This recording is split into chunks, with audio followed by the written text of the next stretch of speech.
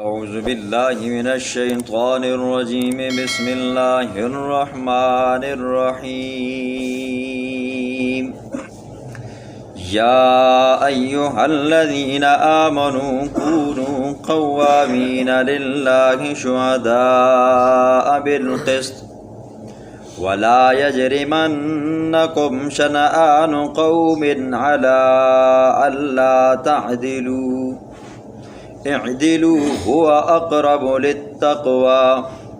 واتقوا الله ان الله خبير بما تعملون وعد الله الذين آمنوا وعملوا الصالحات لهم مغفرة وأجر عظيم والذين كفروا وكذبوا بآياتنا أولئك أصحاب الجحيم يا أيها الذين آمنوا اذكروا نعمة الله عليكم إذ هم قوم أن يبسطوا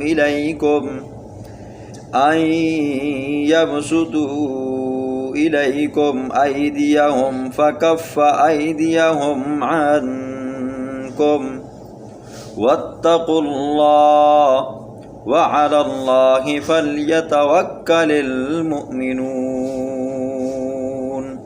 صدق اللہ العظیم۔ کل کے درس میں آپ نے طہارت باطنی کے بارے میں سنا اور طہارت ظاہری کے بارے میں سنا، ساتھ میں وضو کے فرائض، غسل کے فرائض، تیمم کے فرائض اور مسائل آپ نے سنے۔ آج اللہ رب العزت گواہی کے متعلق بیان فرمائیں گے۔ پہلی 3 آیات کا جو مضمون تھا وہ آپ سورۃ النساء کے اندر سن چکے ہو، مزید 2-3 باتیں کرنی ہیں۔ اللہ فرماتے ہیں یا ایھا الذین آمنوا، اے ایمان والو، کونو، ہو جاؤ، قوامین، انصاف کے ساتھ کھڑے ہونے والے اللہ کے لیے، شہداء بالقسط، ہو جاؤ گواہی دینے والے انصاف کے ساتھ۔ گواہی کے متعلق آپ نے سنا ہے کہ بعض جگہ پہ گواہی دینا فرض ہو جاتا ہے، بعض جگہ پہ واجب ہوتا ہے، لیکن گواہی اس دور کے اندر سچی گواہی دینا یہ بڑا ہی مشکل کام ہے۔ دشمن تو دشمن ہی ہوتے ہیں، پھر اپنے بھی بیگانے بن جاتے ہیں۔ یہ سچی گواہی دینا بندے کے لیے بڑا مشکل ہوتا ہے، بڑا مشکل ہوتا ہے۔ اب دیکھیں جی، ہم نے صرف ان گواہیوں کو عدالتوں تک، کچہریوں تک سمجھا ہوا ہے۔ عدالت کے اندر گواہی دینا بس یہ گواہی ہوتا ہے، اور اسی طرح کچہریوں کے اندر جو گواہی دی جاتی ہے یا تھانوں کے اندر جو گواہی دی جاتی ہے بس یہی گواہی ہوتی ہے اور گواہی نہیں ہوتی۔ گواہی تو یہ بھی ہے، کوئی بچہ اسکول میں پڑھتا ہے، اساتذہ اس کو سرٹیفکیٹ دیتے ہیں کہ آپ 5ویں پاس ہو، 8ویں پاس ہو، یا 10ویں پاس ہو، 11ویں پاس ہو، 12ویں پاس ہو۔ یہ اس بات کا ثبوت اور گواہی ہوتی ہے اساتذہ کی طرف سے کہ یہ بچہ حقیقی معنوں میں 5ویں پڑھا ہے، 10ویں پڑھا ہے اور اس قابل ہے، باصلاحیت ہے، امانت دار ہے اور اس مقام تک پہنچا ہے۔ ہم اس کے گواہ ہیں کہ یہ بندہ ہم سے پڑھ کر گیا۔ اسی طرح جب ڈاکٹروں کو ڈاکٹری کی سند ملتی ہے، سرٹیفکیٹ ملتا ہے، تو یہ اس بات کا ثبوت ہوتا ہے، گواہی ہوتی ہے کہ یہ بندہ اس قابل ہے کہ یہ علاج کر سکتا ہے۔ اسی طرح ہم جب کسی بندے کو الیکشن میں کھڑا کرتے ہیں، امیدوار بناتے ہیں، پھر ہم اس بندے کو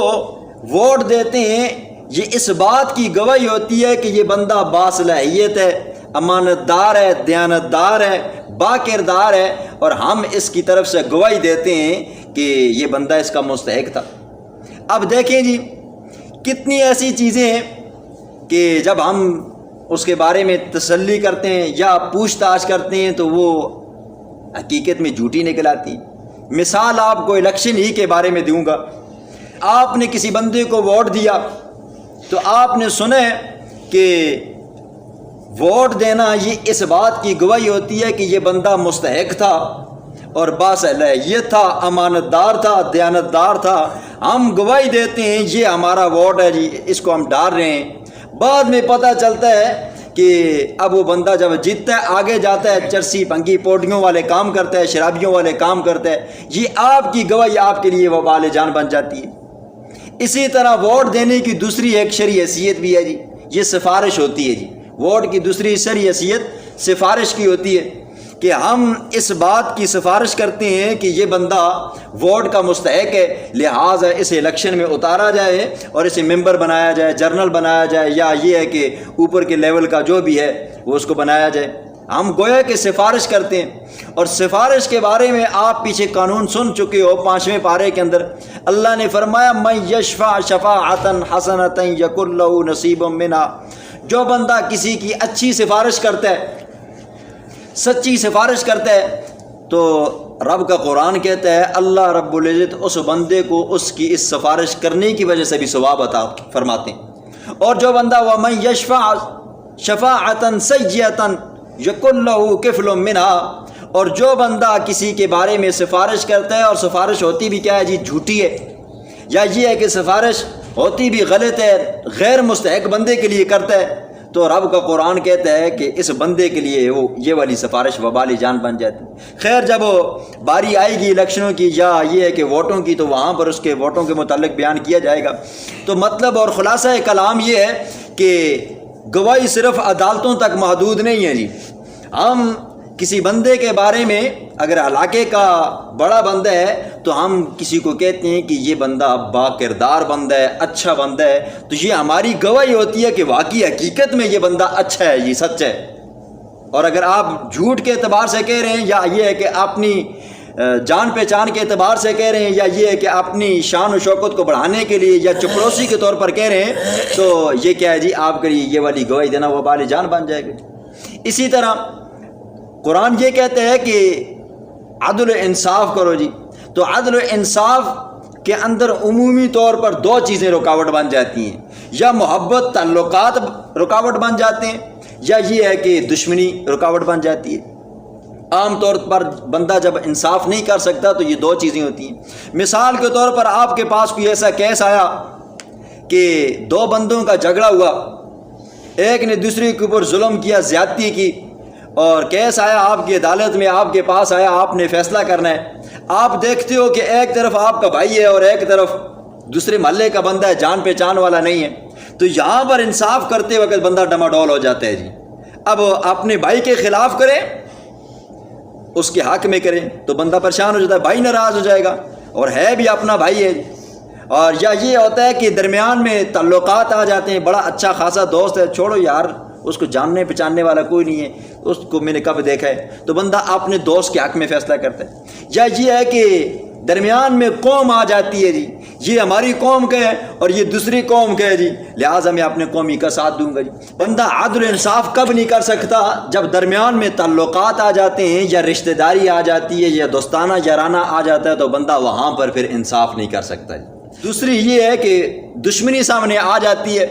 آپ کا دشمن مظلوم تھا، آپ کا رشتہ دار ظالم تھا، آپ نے کہا نا اب آئے ہو کڑکی میں نا جی، آپ آج آپ کی جان نہیں چھوٹنی جی، تو آپ نے اس کے حق میں فیصلہ کر دینا ہے۔ یہاں پر جب بندہ پہنچتا ہے نا جی، محبت آ گئی، تعلقات آ گئے نا، تو بندے کا عدل و انصاف والا پیمانہ ٹماٹول ہو جاتا ہے۔ یا یہ ہے کہ سامنے دشمن آ گیا، ایک طرف سجن ہے اور ایک طرف دشمن ہے، تو آپ نے کیا کرنا ہے جی، آپ نے دشمن ہی کے بارے میں اس کے خلاف فیصلہ کرنا ہے، تو یہاں پر بندے سے انصاف نہیں ہو سکتا۔ تو اللہ فرماتے ہیں یا ایھا الذین آمنوا کونوا قوامین بالقسط شہداء للہ، او ایمان والو سیدھے رہو، انصاف کے ساتھ گواہی دو، محض اللہ کی رضا کے لیے دو جی،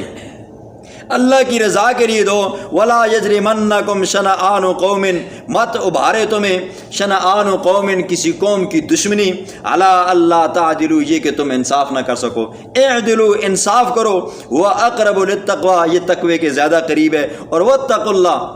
انصاف کرتے وقت اللہ سے ڈرتے رہا کرو جی۔ جس بندے کے دل کے اندر خوف خدا ہوتا ہے نا جی، کہ مجھے اللہ دیکھ رہا ہے نا جی، تو پھر وہ بندہ ایک طرف اگر والد ہے نا جی، دوسری طرف اس کا دشمن بھی ہے،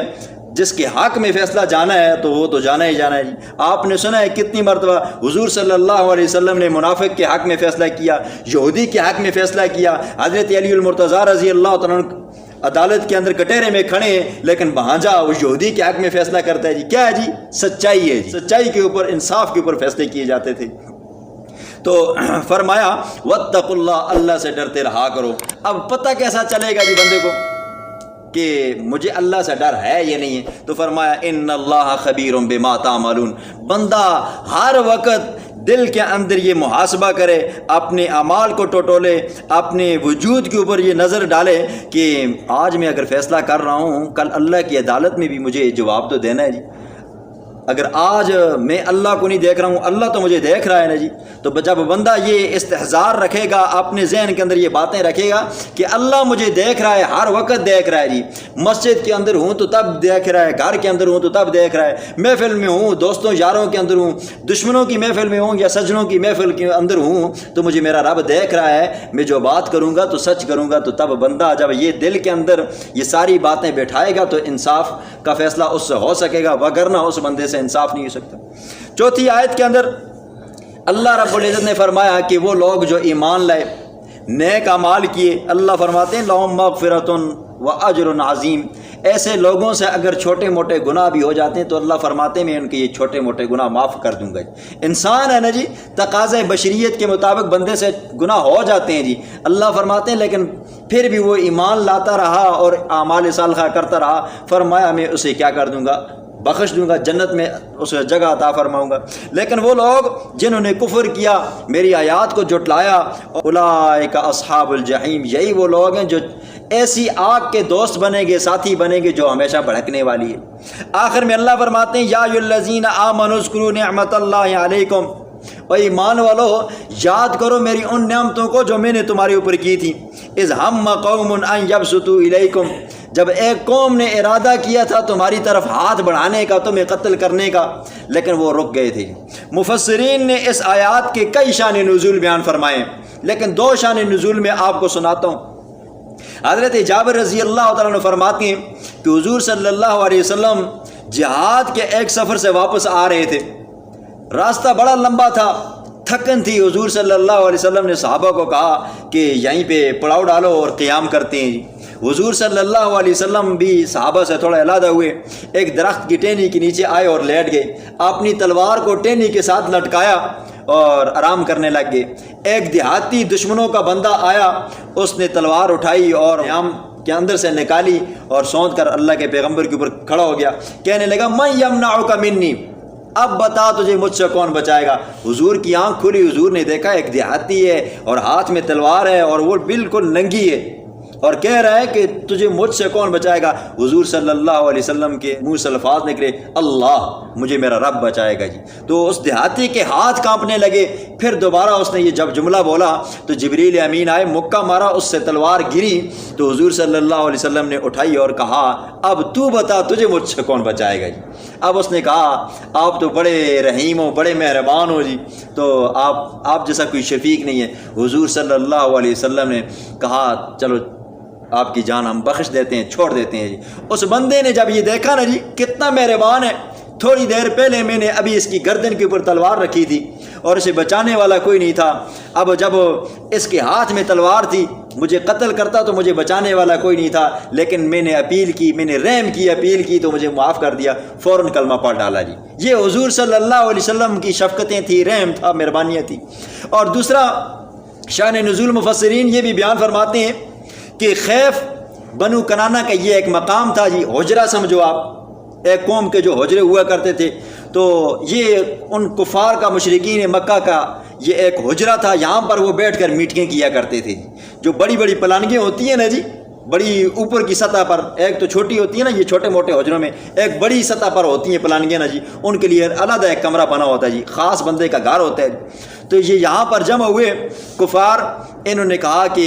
یہ دن بدن اسلام پھیل رہا ہے، یہ دن بدن لوگ زیادہ مسلمان ہو رہے ہیں، لہٰذا کیا کرنا چاہیے، ان کو روکنا چاہیے اور ان کا قلع کما کرنا چاہیے۔ مشورے کے اندر یہ بات آئی کہ یہ ویسے تو نہیں روکنے والے، ہر بندہ اپنے رشتہ دار کو قتل کر ڈالے جی۔ کسی بندے کا کوئی رشتہ دار اگر مسلمان ہو چکا ہے، چاہے وہ بھائی ہے یا والد ہے یا بہن ہے، اس کو وہ اپنے ہاتھوں سے قتل کر ڈالے، اس طرح لوگ بھی ختم ہو جائیں گے اور کوئی ڈر کے مارے مسلمان بھی نہیں ہوگا جی۔ تو دوسروں نے کہا ایسا نہیں کرتے جی۔ ایک تو یہ ہے کہ یہ بیت اللہ ہے، بیت اللہ کے اندر قتل کرنا یہ تو سنگین جرم ہے، اور کسی نے یہ کہا کہ لوگ ہمیں یہ یاد کریں گے یہ وہی بندہ ہے جی جس نے اپنے باپ کو قتل کیا تھا، یہ وہ بندہ ہے جس نے اپنے بھائی کو قتل کیا تھا، یہ وہ بندہ ہے جس نے اپنی ماں کو قتل کیا تھا، تو لوگ ہمیں بعد میں برے الفاظ سے یاد کریں گے، لہٰذا قتل نہیں کرتے جی۔ کہا پھر کیا کریں جی؟ کہا اس طرح کرتے ہیں، ان کا بائیکاٹ کرتے ہیں جی، کہ نہ ان کی بچیوں کے ساتھ شادی کرنی ہے، نہ ان کو اپنی بچیوں کے رشتے دینے ہیں، نہ ان سے چیزیں لینی ہے، نہ ان کو چیزیں بیچنی ہے جی۔ تو یہ حالات گزرے۔ صحابہ کے چھوٹے چھوٹے بچے جب دکانوں پہ جاتے نا جی کوئی چیز لینے کے لیے نا، وہ بدبخت دیا نہیں کرتے تھے جی، بچے ہوں نا جی، اور کہتے چلو آپ کے ساتھ کوئی معاملات نہیں ہے، تو واپس کر دیا کرتے تھے۔ اگر بیچنے کے لیے کوئی چیز جاتے نا جی تو وہ لیا نہیں کرتے تھے۔ یہ مشکل مراحل گزرے تھے، لیکن اللہ نے جب 8 ہجری کو مکہ فتح کروایا نا جی، تو مکہ فتح ہوا تو ایک صحابی تھے، صحابی نے کہا یا رسول اللہ یہ ہمارے پاس جو جھنڈا ہے نا یہ کہاں پر لگائیں؟ حضور نے فرمایا یہ بنو کنانہ کا وہ جو حجرہ بنا ہوا ہے نا جی، وہ اندر سے سازشی لوگ، کفار لوگ، مشرکین، ان کے گھر کے اوپر لگاؤ تاکہ انہیں پتہ چلے کہ آج شان و شوکت کس کی ہے جی۔ بائیکاٹ تم نے کیا تھا، تم نے یہ سمجھا تھا کہ یہ مسلمان ختم ہو جائیں گے، اور اللہ نے سرخرو کیا، اور آج کیا ہے جی، وہ شانیں اور عظمتیں عطا فرمائی تھی۔ بسم اللہ الرحمن الرحیم۔ وَاذْكُرُوا نعمت اللہ یا ایھا الذین آمنوا، اے وہ لوگو جو ایمان لائے، کونوا ہو جاؤ قوامین للہ، سیدھے انصاف کے ساتھ کھڑے ہونے والے اللہ کے لیے، شہداء ہو جاؤ گواہی دینے والے، بالقسط انصاف کے ساتھ، ولا یجرمنکم مت ابھارے تمہیں، مت برانگیختہ کرے تمہیں، شنآن قوم کسی قوم کی دشمنی، سامنے والا بندہ دشمن ہے اس کے خلاف فیصلہ مت کرو، علی اللہ تعدلوا یہ کہ تم انصاف نہ کرو، اعدلوا انصاف کرو ہر حال میں، ہوا اقرب للتقوی یہ تقوی کے زیادہ قریب ہے، واتقوا اللہ اللہ سے ڈرتے رہا کرو، ان اللہ خبیر بما تعملون بے شک اللہ دیکھتا ہے جو کچھ تم اعمال کرتے ہو، وعد اللہ الذین اور وعدہ ہے اللہ کا ان لوگوں سے، آمنوا جو ایمان لائے، وعملوا الصالحات نیک اعمال کیے، لہم مغفرۃ ان کے لیے بخشش ہے، واجر عظیم بڑا ہی اجر ہے، والذین وہ لوگ کفروا جنہوں نے کفر کیا، وکذبوا اور جھٹلایا بے آیاتنا ہماری آیات کو، اولئک اصحاب الجحیم یہی وہ لوگ ہیں بھڑکنے والی آگ کے ساتھی ہیں، یا ایھا الذین آمنوا اے وہ لوگو، اذکروا یاد کرو نعمت اللہ اللہ کی نعمتوں کو، علیکم جو تم پر کی، اذ ہم قوم جب ارادہ کیا ایک قوم نے، ان یبسطوا الیکم یہ کہ وہ پھیلائیں تمہاری طرف، ایدیہم اپنے ہاتھوں کو، فکف ایدیہم عنکم پس پھر اللہ نے روکا ان کے ہاتھوں کو تم سے، واتقوا اللہ اللہ سے ڈرتے رہو، وعلی اللہ اور اللہ ہی کے اوپر فلیتوکل المؤمنون چاہیے کہ مومن توکل اور بھروسہ کریں۔